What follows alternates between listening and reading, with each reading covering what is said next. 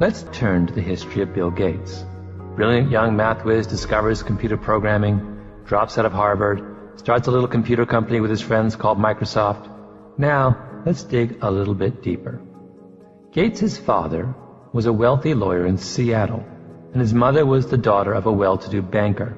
So his parents took him out of public school, and at the beginning of 7th grade, sent him to Lakeside, a private school that catered to Seattle's elite families.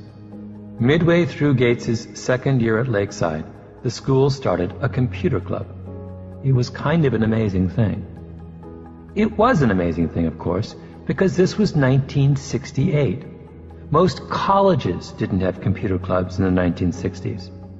Bill Gates got to do real-time programming as an 8th grader in 1968. From that moment forward, Gates lived in the computer room.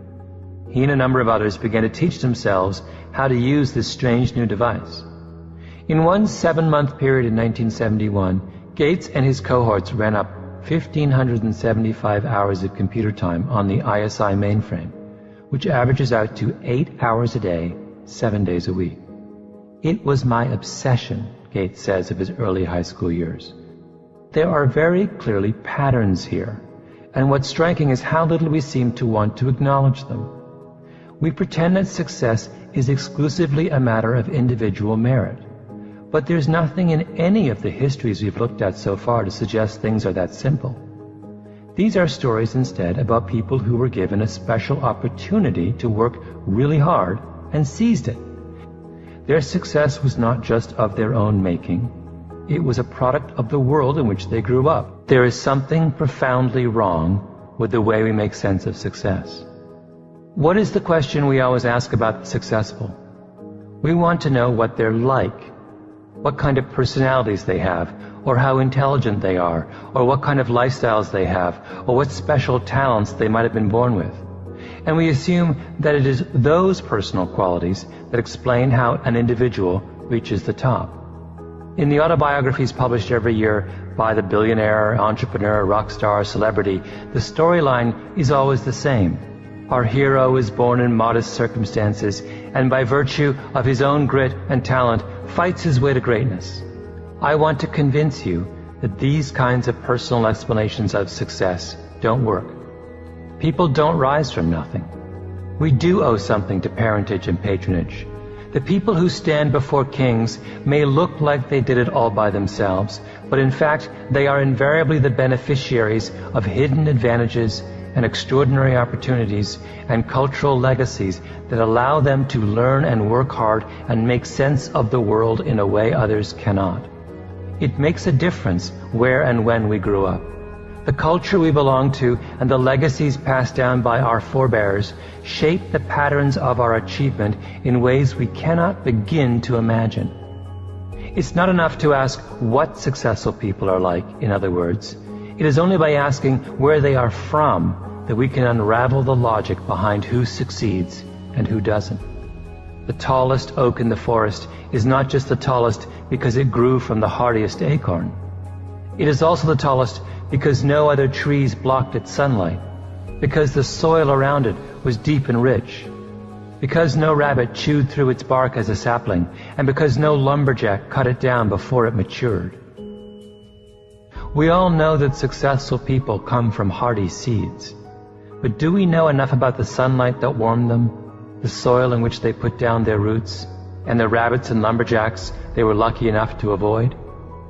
Anytime you look at an elite group of hockey players, the very best of the best, you can reliably assume that 40% of the players will be born between January and March, 30% between April and June, 20% between July and September, and 10% between October and December.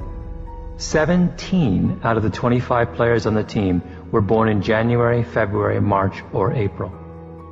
The explanation for this is quite simple. It has nothing to do with astrology or anything magical about the first 3 months of the year. It's simply that in Canada, the eligibility cutoff for age class hockey is January 1st. A boy who turns 10 on January 2nd then could be playing alongside someone who doesn't turn 10 until the end of the year. And at that age, in pre-adolescence, a 12-month gap in age represents an enormous difference in physical maturity. And what happens when a player gets chosen for a rep squad? He gets better coaching, and his teammates are better, and he plays 50 or 75 games a season instead of 20 games a season like those left behind in the house league, and he practices twice or even 3 times more than he would have otherwise. In the beginning, his advantage wasn't so much that he was inherently better, but only that he was a little older. But by the age of 13 or 14, with the benefit of better coaching and all that extra practice under his belt, he really is better. So he's the one more likely to make it to Major Junior A and from there into the big leagues. The small initial advantage that the child born in the early part of the year has over the child born at the end of the year persists. It locks children into patterns of achievement and underachievement, encouragement and discouragement that stretch on for years and years. Do you see the consequences of the way we have chosen to think about success? We overlook just how large a role we all play, and by we I mean society, in determining who makes it and who doesn't. We could easily take control of the machinery of achievement, in other words, and not just in sports, but, as we will see, in other more consequential areas as well. But we don't. And why? Because we cling to the idea that success is a simple function of individual merit, and that the world in which we all grow up and the rules we choose to write as a society don't matter at all. The question is this: is there such a thing as innate talent? The obvious answer is yes. Not every hockey player born in January ends up playing at the professional level. Only some do, the innately talented ones. Achievement is talent plus preparation. The problem with this view, though, is that the closer psychologists look at the careers of the gifted, the smaller the role innate talent seems to play, and the bigger the role preparation seems to play. The emerging picture from such studies is that 10,000 hours of practice is required to achieve the level of mastery associated with being a world-class expert in anything. In study after study of composers, basketball players, fiction writers, ice skaters, concert pianists, chess players, master criminals, and what have you, this number comes up again and again. 10,000 hours is equivalent to roughly 3 hours a day or 20 hours a week of practice over 10 years. No one has yet found a case in which true world-class expertise was accomplished in less time. It seems that it takes the brain this long to assimilate all that it needs to know to achieve true mastery. 10,000 hours is the magic number of greatness. The other interesting thing about that 10,000 hours number, of course, is that 10,000 hours is an enormous amount of time. It's all but impossible to reach that number by the time you're a young adult all by yourself. You have to have parents who encourage and support you. You can't be poor because if you have to hold down a part-time job on the side to help make ends meet, there won't be enough time left over in the day to practice.